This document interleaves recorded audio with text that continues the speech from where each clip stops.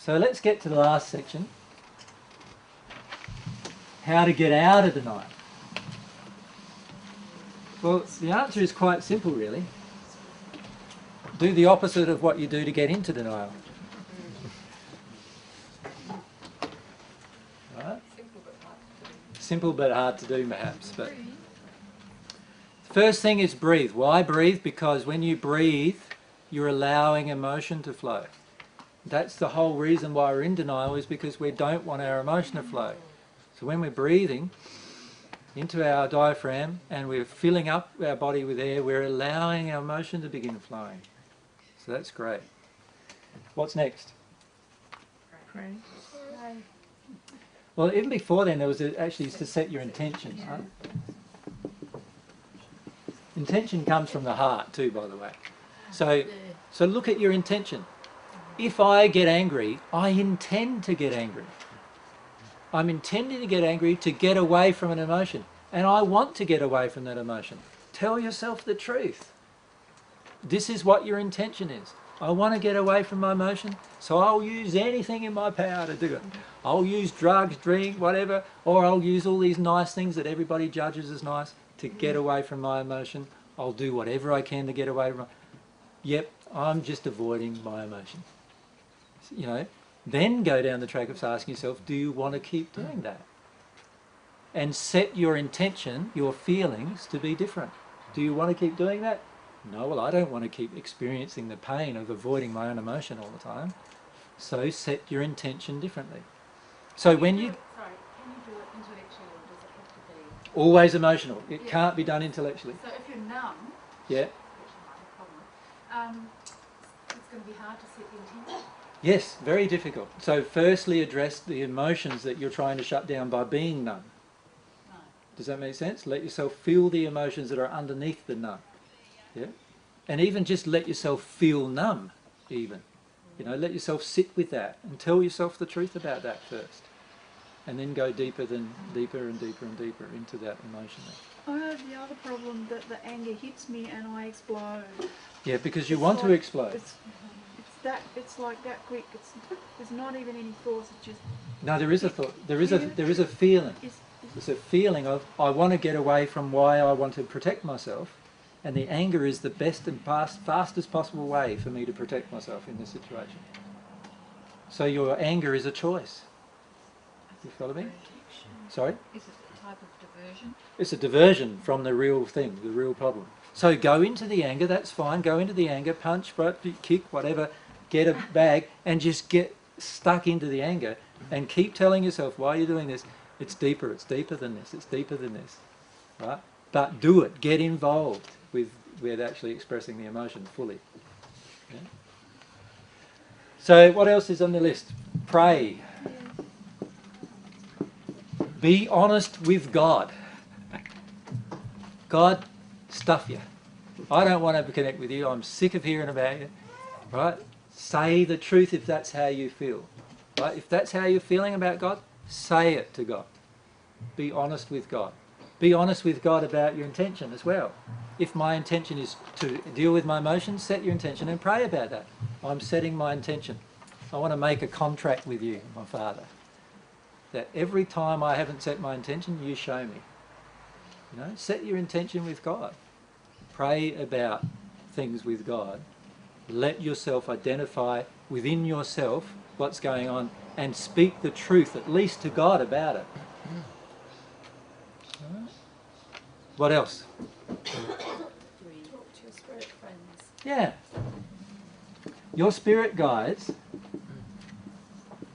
are there to assist you to deal with your emotions. They're there to assist you to grow spiritually. So talk to them about that. Enlist their assistance, even if you can't hear them. Say, I know you're there, I know you're going to help me, and what I'm going to try to do is take notice when you're telling me things. You know? So they must be pretty happy at the moment, having a cup of coffee and going, yay! Yay! Our job's just got a bit easier. Isn't that great? Boy, it'll be a breeze looking after her now. Having a bit of a giggle over that too. You've got no idea how many spirits find it so hard at times. Like, particularly if they're not yet at one with God and they're your guide, right? Because they go, oh yeah, she's got it, she's got it, she's got it. Oh! She's just lost it again, you know. Oh, and it's like, and when you get at one with God, you're not quite that, you know, emotionally involved with it. But when I say emotionally, but you're very emotionally involved with it, but you're not disappointed. But you still have these feelings, oh, another opportunity lost, you know, another opportunity lost. If you can work with your guides, our spirit friends are having a lot of fun at the moment. And if you can work with your guides, then it makes their job a lot easier, both to protect you and to guide you. Yeah. So let yourself understand that. You know, stop being in denial about that connection. Let yourself understand it. All right. What's next? Open your heart. Okay. So the opposite to hard-heartedness is to be open-hearted. Right? So that means that I'm going to make a choice to be open to every emotion that comes to me in my life. And open and not judge it and just feel it. Making a choice to do that. That's an awesome choice if you can make that choice to do that. Things change very rapidly when you choose to do that. Yeah. What's next? Observe your behaviour. Sorry? Observe. Yeah, observe your behaviour. So even when you are totally shut down, totally numb, can't feel anything, you can at least observe your behaviour, can't you? So start observing it. What do you do when you first get up in the morning? Right? Do you go for the cup of coffee? Oh, I must be denying something. Right? I'm allowed to deny it. Observe your behaviour, but make, you know, these comments to yourself about what's going on. Observe what's happening with you. As you observe, you open up a part of your soul. As soon as you observe, you're now in a better state of truth. Right? And you're opening up a part of your soul that then allows some emotion to dribble out. And initially it dribbles, and then it dribbles a bit more, and then it just starts to trickle, and then it starts to just flow a little bit more, and then it starts to run, and then it starts to squirt and gush, and then it starts, you know, and that's what happens emotionally to your soul, because you're opening and opening and opening and opening. But something's got to start it, right? Yeah. What's next? Be honest about your fears. Be honest. Back to the truthful one. Truth about fear. Fear is your false expectations appearing real, right? Yeah. So fear is what's blocking everything inside of you. If you're not truthful about it, then you can't access what's underneath it. Right? So oftentimes I ask an audience, how many of you are afraid of dying? And nobody puts their hand up. And then I ask the audience, how many of you cry when somebody dies? Most of them put their hand up. Why are you crying? You must be afraid of dying. Do you know what I mean? See, in the first state, we're not truthful.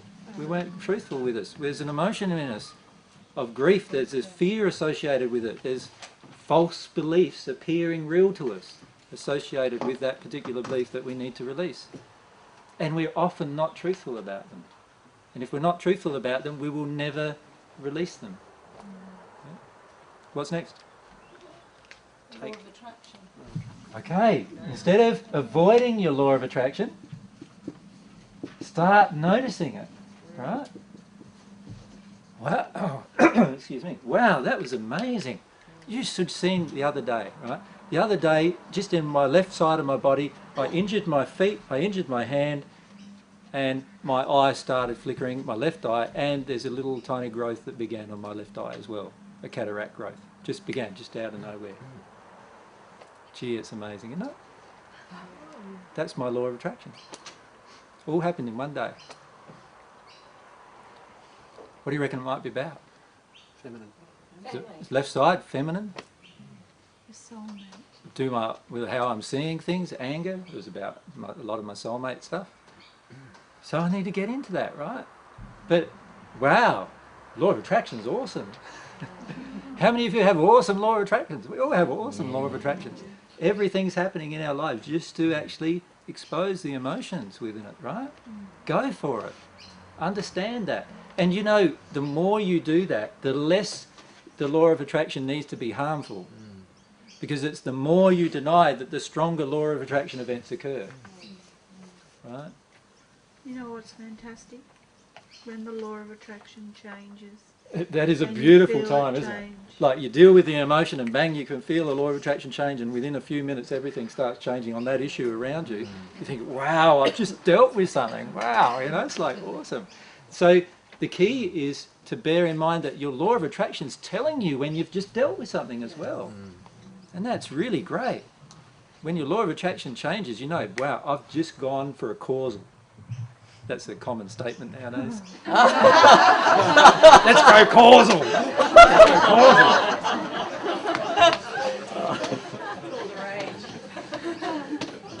Want to go causal? All right. What's next? Face the divine truth. Face the divine truth.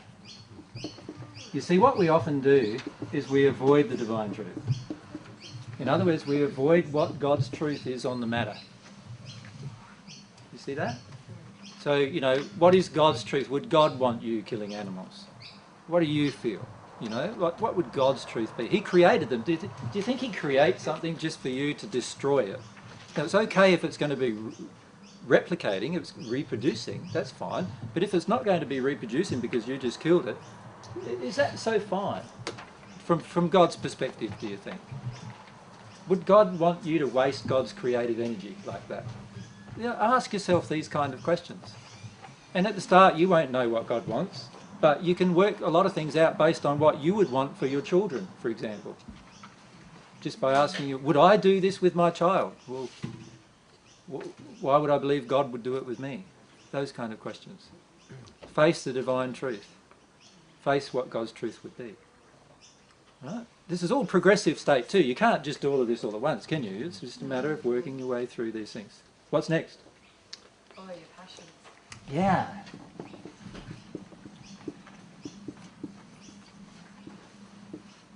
Start being dedicated to feeling your passions and making choices to live in them. You know, your life will change so much and almost all of your emotions will be confronted when you do that. But how many of you got a job you want? Right? How many of you haven't got a job you want? Right? Now, if you gave up that job tomorrow, do you think you're going to be confronted with some emotions? Yeah. Right? So if you did follow your passion, what would be your ideal job? Let's say, a lot of people say, but I don't even know what my passions are. And that's okay. Don't stay in your current job if that's the case, and work on the emotion of finding your passion. Why don't you want to know what your passions are? Because I'm afraid to follow them, generally. That's why we don't want to even know what they are, right? I'm not facing my fears about that. So let myself face the fears. We mentioned that already.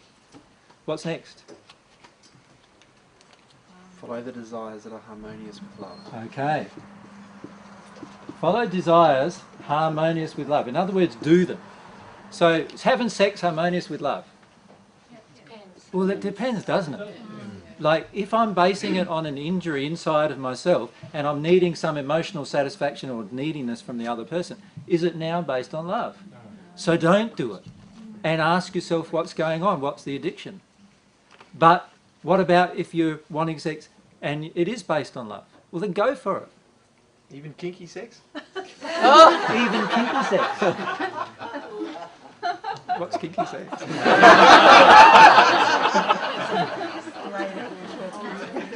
No, I don't need education on that. On the issue of sex, just as a side point, which I will be having a whole discussion one afternoon on sex at some point, but there are two really good books, one for males and one for females, to read about sex that might confront you. Anyway, do you want to know what they are? How's that for enthusiasm? Well, nobody was saying anything. I just thought, oh, fair enough. Nobody wants to know. Bated breath.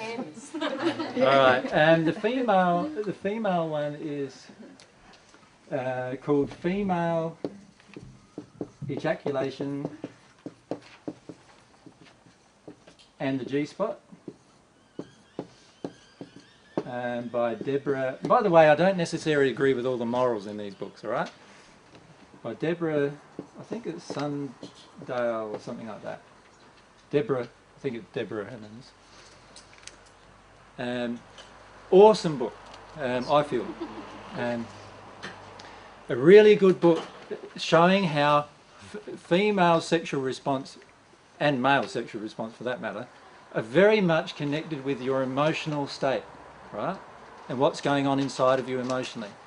And there's ways for you as women to get a lot more out of your body from a sexual point of view than you're currently getting by actually triggering a lot of these emotions, right? And you'll enjoy the experience a lot more. So, for the male, I think it's called Tantric, no? no. Something about male orgasm actually, but I can't remember its title. Is it by Mantak Chia? No. Cultivating Male Sexual... No, it is by some mates of his actually. Oh. Yeah. And I'm just trying to remember the name, but I can't. Michael Wynn? No, I can't remember the name. It's about how a male can actually achieve orgasm without ejaculation, and also it's about how a male can cycle, like how you can cycle your sexual energy through each other, through the emotional connection. Now, my feelings are on all of this stuff is when you'll be at one with God, you'll be automatically doing these things, right? But it's interesting to read these books just to open your mind and heart about what's possible even with regard to sexuality. Is it the multi-orgasmic? That's it. Male. The multi-orgasmic male is what it's called. I can't remember the name of the guy. So, yeah. Sorry? Yeah, no, I can't remember the name of the guy. Sorry. If you go to Mantak Chia's website, the book will be there. Yeah. Mantak Chia. Just search for The Multi-Orgasmic Male as a book on Amazon. It's on Amazon. Yeah. Okay. Where are we up to with our things that we need to do? Sorry? Last one. All of you love sex, eh, man? It's good. I'm impressed. Okay, that's one. Take actions that focus on opening up yourself emotionally. All right. So, take action. Take action.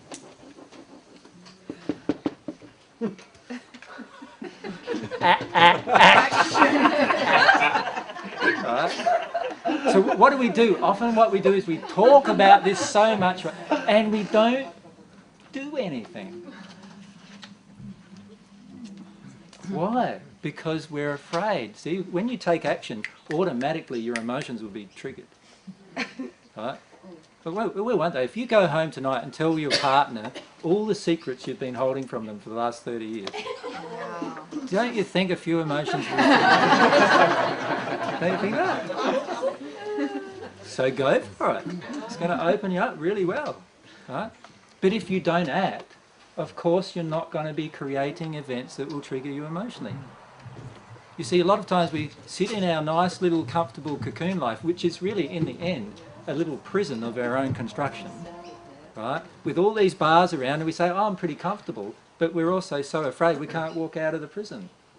Right? When you start taking action, what will happen is, all of a sudden in your life, all different things will be confronted emotionally. And that's really, really powerful, isn't it, when you do that? Take action. Don't be afraid to take action. Yeah. All right. Well, hopefully that's helped you maybe start to look at your own forms of denial and what's going on inside of your soul. And hopefully, as you work through those things, you'll start creating a soul space, which is one of the discussions I have separately to this, about how to actually work through and create positive things going on in your life, right? To actually create a soul space where you can experience all of these emotions. So at the moment, the way the world's constructed is that we are very, very against emotional expression, right? And what we need is we need leaders who are going to actually be for emotional expression, who are going to be really positive about emotional expression. So what we need to do at some point in ourselves, if we want the world to change, we need to start changing. We need to change. And if we do actions with all of these things in connecting with God, our soul condition is going to expand. And it's going to change the world, just our changes that we make inside of ourselves. One person can change the world. Just one. So if one person can change the world, what do you think 100 can do? Or 1,000? But we need to have that positive thing of doing it, taking action and getting going and doing it, instead of just talking about it.